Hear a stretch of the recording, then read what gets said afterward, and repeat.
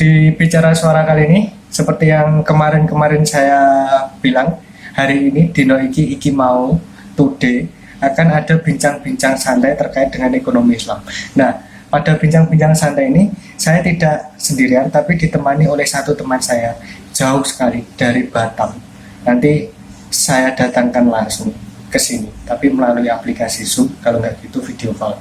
Karena kalau harus memberikan tiket pesawat, ya inilah mahal pokoknya.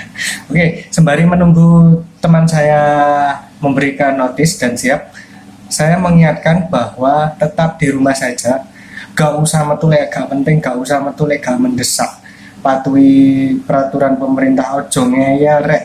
Aku yo kangen deknen ngene iki. Wis, ya pokoknya tetap patuhi peraturan pemerintah lah ya. Nah, hari ini akan mengangkat topik Agus dan kawan-kawan. Nah, maksudnya akan mengangkat judul yaitu manajemen dana dan jasa-jasa perbankan syariah. Nah, penasaran toh apa sing arep diomongin mengko. Jadi deloken wae mengko ya. Insya Allah akan menambah ilmu dan juga referensi buat kalian semua. Oke, nggak usah panjang lebar untuk bicara, teman saya sudah ada notis dan siap akan segera terhubung ya. Tunggu ya. Oke, sekarang kita sudah terhubung dengan Izazu atau disebut juga dengan Izati Ulia. Gimana Zu kabarnya? Alhamdulillah baik, Bro. Stay di Jogja Mas kan? Iya, masih nih di Jogja. Oke, udah nggak usah mudik di situ aja. Nah, Zu, kali ini kita kan mau membahas tentang manajemen dana bank syariah. Untuk gambaran awal aja, kira-kira manajemen dana itu apa sih? Nah, manajemen dana itu yaitu upaya bank, mau bank konvensional atau bank syariah, dalam mengatur atau mengelola posisi dana yang didapatkan, yang didapatkan dan nantinya juga mengatur untuk penyaluran dana tersebut gitu. Oh, berarti manajemen dana itu mengelola dana yang didapatkan kemudian disalurkan kembali kalau untuk perbankan ya, seperti itu. Iya, ada ya gitu. Nah, dari situ berarti ada dong tujuan manajemen dana itu apa? Nah, kira-kira tujuannya apa sih untuk memanajemen dana itu? Nah, kalau tujuan untuk manajemen dana itu ada beberapa nih, Dok. Yang pasti yang pertama itu adalah untuk profit untuk mendapatkan profit yang optimal itu penting. Nah, yang kedua itu untuk penyimpanan cadangan kas. Habis itu ada penyediaan aktiva cair, lalu mengelola kegiatan lembaga ekonomi, dan yang satu yang paling penting itu yaitu untuk memenuhi kebutuhan masyarakat dalam segi pembiayaan gitu. Oh, oke. Tapi di Indonesia kan ada dua perbankan nih, syariah sama konven. Nah, dari segi tujuan tuh kira-kira ada perbedaan nggak syariah sama konven itu?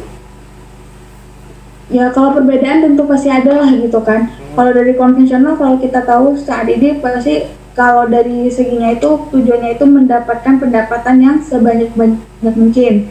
Nah, kalau di syariah itu konvensional. Nah, kalau yang di syariah itu dia itu tujuannya pasti untuk mengembangkan jasa atau produk yang ada di perbankan syariah yang dilakukan secara prinsip-prinsip syariah gitu. Oh, berarti intinya kalau konven itu mengejar margin, kalau syariah itu tetap berpedoman dengan prinsip syariah serta nantinya akan menimbulkan kemaslahatan ya, seperti itu ya.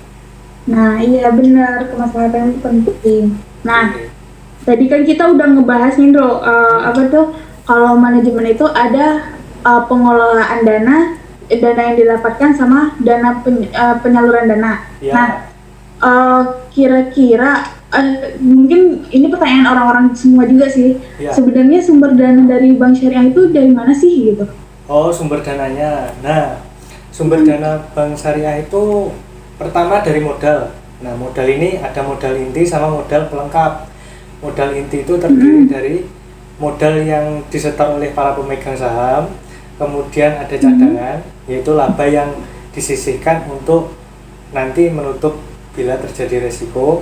Kemudian ada laba yang ditahan. Laba ditahan ini laba yang seharusnya dibagikan kepada para pemegang saham, tetapi melalui RUPS itu ditanam kembali seperti itu. Nah, kalau modal pelengkap itu ada cadangan aktiva tetap, cadangan aktiva diklasifikasikan, sama modal pinjaman.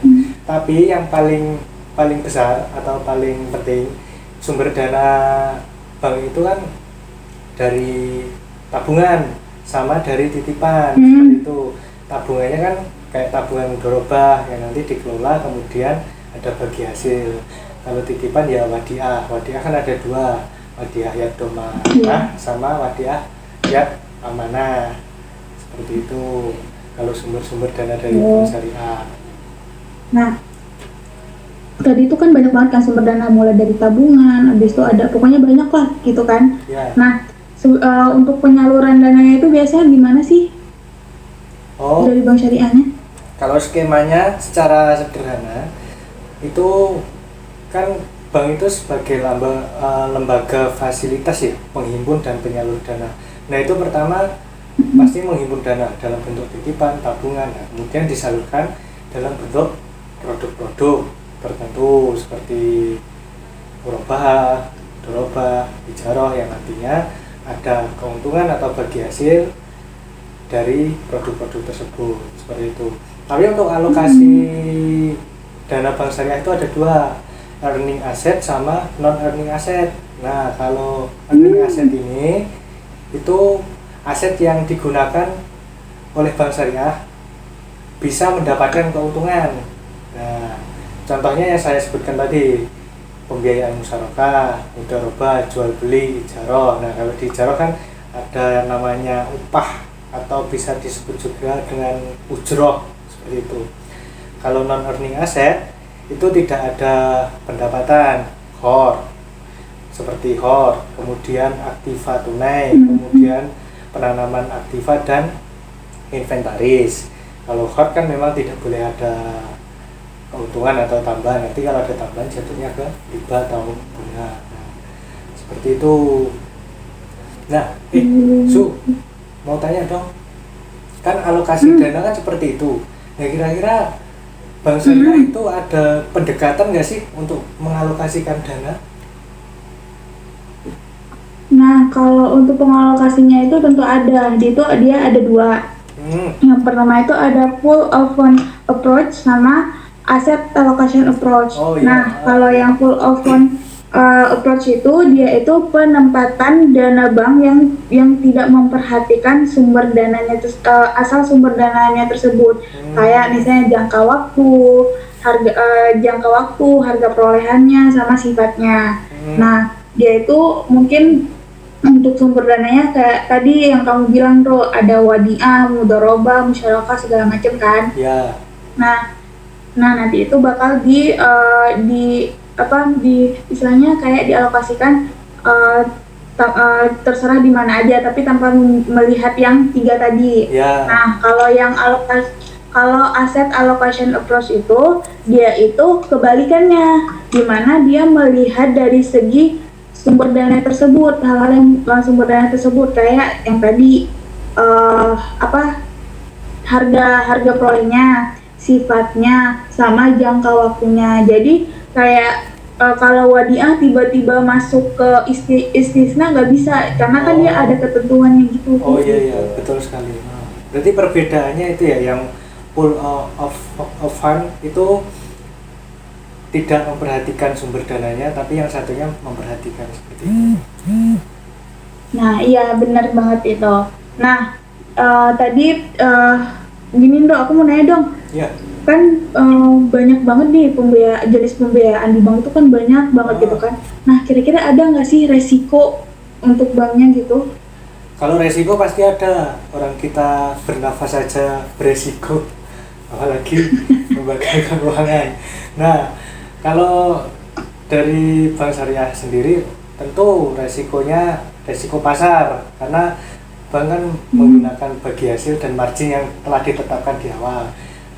Resiko pasar itu maksudnya pergeseran atau fluktuasi nilai tukar seperti itu. Kemudian kredit macet, kemudian lagi keuntungan yang tidak dapat dipastikan, karena ketika ada bagi hasil kan ini keuntungan per bulan atau mungkin diakumulasikan per tahun tidak tetap seperti itu.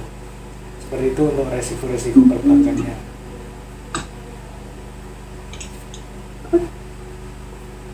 Nah, terus gini, dari resiko itu tentu yang saya bilang tadi di awal ada modal inti. Nah, modal inti itu kan ada cadangan. Nah, jadi dari cadangan itu bisa untuk menutup resiko-resiko yang ada. Selain itu kan sebelum ada pembiayaan, bank syariah itu kan harus validasi nasabah, calon nasabahnya. Oh, ini gimana pendapatannya sebulan berapa, kalau misal dikasih pembiayaan ini bisa nggak, terus proyeknya apa, proyeknya itu kira-kira seperti apa, seperti itu resiko. Berarti dari resiko itu penanggulangannya pasti tetap ada dong gitu kan? Ya, tetap ada penanggulangannya. Nah, iya tadi saya lupa nanya itu. Ya makanya saya jelasin sekalian. Gitu. Nah, ini dari sekian banyak pembiayaan dan resiko seperti itu, kira-kira yang paling diminati bank syariah untuk mengeluarkan pembiayaan itu pembiayaan apa? Kalau yang aku nengok sih kayaknya untuk pembiayaan yang paling diminati itu rumah KPR. Oh, nah, KPR ya. Nah itu banyak banget minatnya kalau yang aku nengok, apalagi sekarang itu kan banyak banget tuh orang yang butuh tempat tinggal sendiri gitu kan. Namun kalau dilihat sih segi itu yang paling penting. Selain itu juga KPR ini kan juga bisa nantinya bisa dijual lagi kan, masih rumahnya itu atau segala macam itu kan asetnya itu bisa dijual lagi. Jadi itu mungkin yang paling banyak diminati dan paling aman untuk bank sih mungkin gitu. Oh, akadnya berarti murabahah ya? Iya, akadnya tetap murabahah. Memang murabahah itu sekarang masih jadi primadona bank syariah karena resikonya yang kecil dan keuntungannya lumayan ya. Iya, makanya itu jadi kayak memang benar-benar penting gitu untuk bank syariah gitu. Nah, Bro, gimana? aku mau nanya nih satu lagi. Kita nengok keadaan sekarang nih, gimana keadaan ekonomi yang benar-benar masih gimana ya, surut, habis itu juga mempengaruhi keadaan bank gitu kan, keuangan gitu. Nah, menurut kamu kira-kira wabah ini juga berpengaruh nggak sih ke manajemen dana bank syariah?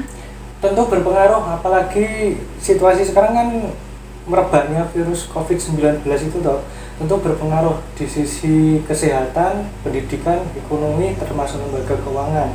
Nah, bank syariah di krisis 98 dan tahun 2008 itu kan dihantam juga dan masih bertahan. Nah, tapi situasi ini beda, krisisnya beda dengan 98 dan tahun 2008. Krisis ini hampir menjangkau semua sektor seperti itu. Jadi tentu berpengaruh. Tetapi pemerintah kan sudah memberikan stimulus melalui POJK nomor 3 yang per tanggal 31 Maret sudah bisa dilaksanakan. Seperti itu. Nah, aku tadi itu baca di Kumparan itu judul artikelnya menarik. Pokoknya bank syariah itu diuji lah saat ini. Nah, dari artikel yang saya baca itu ada keunggulan antara bank syariah dan bank konvensional yang ini menghadapi situasi sekarang. Nah, keunggulannya apa? Di perketatan margin. Kalau bank syariah itu ketika ada bagi hasil, ketika pendapatannya turun, tentu bagi hasil kepada penabung itu juga disesuaikan seperti itu. Beda dengan bank konven. Kalau bank konven itu ketika bunga kredit turun, tetapi bunga depositonya belum tentu ikut turun seperti itu. Jadi tetap tetap ada pengaruhnya, tapi ini momen sih, momen Bank Syariah untuk menunjukkan kekuatannya, untuk menunjukkan bahwa Bank Syariah ini mampu memberikan solusi tidak hanya dari riba ke non riba, tetapi solusi untuk ekonomi juga, seperti itu. Nah gitu Su. Nah mungkin berarti gimana mau aku tutup enggak, berarti gimana? enggak, berarti itu dia benar-benar momen ini benar-benar waktunya untuk bank syariah Ya. bisa maju gitu kan. Waktu evaluasi juga, karena Bank Syariah itu kredit macetnya masih lumayan tinggi loh, malah lebih tinggi daripada bank konven. Itu sebagai evaluasi juga sih, seperti itu.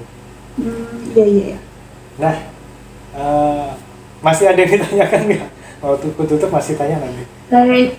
Kayaknya udah deh segitu dulu Ya, mungkin waktunya terbatas ya, dan memang situasinya seperti ini. Terima kasih Izazu. Panggilan Izazu itu selalu melekat gara-gara Fitri Anisnya Nabung. Kalau nonton ini tanggung jawab. Oke.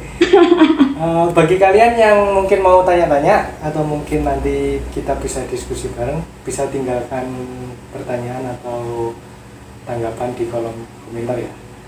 Jadi cukup sekian diskusi bincang-bincang ekonomi dengan tema manajemen dana perbankan syariah. Sampai jumpa.